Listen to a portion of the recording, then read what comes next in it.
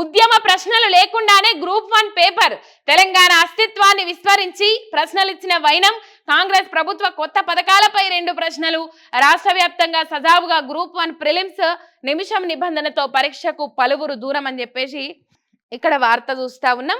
తెలంగాణ ఆనవాళ్లు తెలంగాణ ఉద్యమం గురించి ప్రస్తావన లేకుండా గ్రూప్ 1 ప్రిలిమ్స్ ప్రశ్నలు ఇచ్చారు. తెలంగాణ మలి తొలిదశ ఉద్యమం భాష సినిమాలు మాండలికాలను పూర్తిగా విస్మరించిండ్రు. తెలంగాణ అస్తిత్వం లేకుండానే ప్రశ్నాపత్రాన్ని రూపొందించడం గమనార్హం. గ్రూప్ 1 ప్రిలిమ్స్ పరీక్షను ఆదివారం TGPSC నిర్వహించింది. గతంలో 2 సార్లు గ్రూప్ 1 ప్రిలిమ్స్ ను నిర్వహించగా తెలంగాణతో మిళితమైన ప్రశ్నలు అనేకం ఇచ్చారు.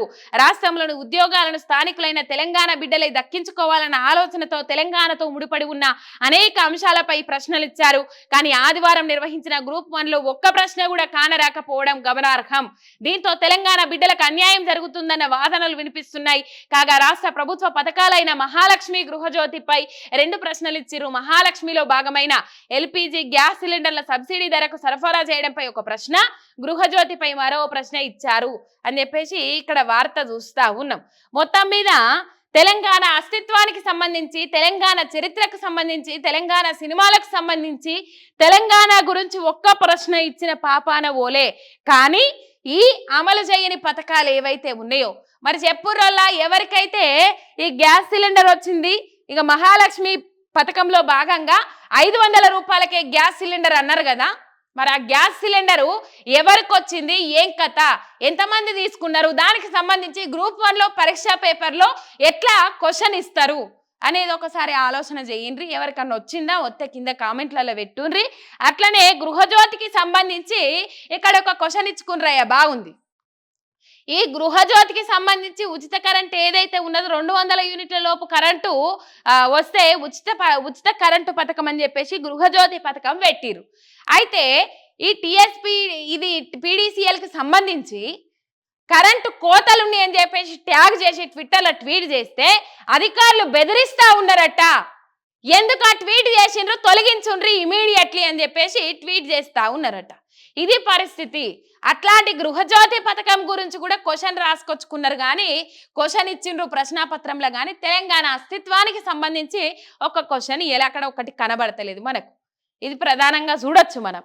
రైట్. మొత్తం మీద ముందుగా ఏం చేసిండు, టీజీని TS గా ఉన్న రాష్ట్రం పేరు TGగా మార్చిండు. ఆ TG అంతరార్థం ఏందో అందరికీ ఎరుకున్న ముచ్చట్నే. అటు పోతే ఇక రైతు బంధు ఇచ్చడానికి నిధులుండే, రైతు రుణమాఫీ అంటే అప్పుల ముచ్చట పైడకు వస్తుంది. అట్లనే ఇంకేమైనా పథకాల గురించి వస్తే శ్వేతపత్రాలు బయటకు వస్తాయి. కానీ ఇక్కడ పేర్లు మార్పుకు కోట్ల రూపాయలు, కొన్ని వేల కోట్ల రూపాయలు ఖర్చు పెట్టడానికి పైసలుంటే అవసరం లేని వాటికి కూడా పైసలు, ఈ పేర్ల మార్పులు ఆ ముద్రల మార్పులకు సంబంధించి వేల కోట్ల రూపాయలు ఉంటాయి రేవంత్ రెడ్డి సర్కార్ దగ్గర. కానీ కమ్సే ఈ పథకాలు అమలు చేయడానికి ఉండయి. ఈ విధానం కొనసాగుతా ఉన్నది రాష్ట్రంలో. మోసపోయినరు, మోసపోతే గోసపడతారు అని చెప్పేసి ఎప్పటి నుంచో చెప్తా ఉన్నారు రాజకీయ నాయకులు. తెలంగాణ అంటే అభిమానం ఉన్నోళ్ళు, తెలంగాణ ఉద్యమకారులు, కానీ ప్రజలు అవేం పట్టించుకోనట్టు కనబడతా ఉన్నది. ప్రధానంగా ఇక ప్రత్యామ్నాయం కోసమే ఎదురు చూసిండ్రు అనేది ఒకటి మనకు తెలుస్తా ఉన్నది. మొత్తం మీద గ్రూప్ 1 పరీక్షా పత్రంలో మాత్రం తెలంగాణకు సంబంధించి, తెలంగాణ చరిత్రకు సంబంధించి, అస్తిత్వానికి సంబంధించి ఒక్క క్వశ్చన్ రాలే. గ్రూప్ 1 పరీక్షలో తెలంగాణ అస్తిత్వం ఏది, ప్రశ్నాపత్రం రూపకల్పనలో సర్కార్ ఫెయిల్, తెలంగాణ మాయమైందని మండిపాటు, సాంస్కృతిక వారసత్వం చరిత్రపై లేని ప్రశ్నలు, భాషను భౌగోళిక అంశాలను మర్చిపోయిన వైనం, ఇదేం ప్రశ్నాపత్రం అని తెలంగాణ వాదుల పెదవి విరుపు. మరోవైపు ఎగ్జామ్ నిర్వహణలోను గందరగోళం, సమయం గడవక ముందే అభ్యర్థులు బయటకు అని చెప్పేసి ఇక్కడ వార్త చూస్తా ఉన్నాం మనం. రైట్. గ్రూప్ 1 పరీక్షపై తెలంగాణ వాదులు పెదవి విరుస్తున్నారు.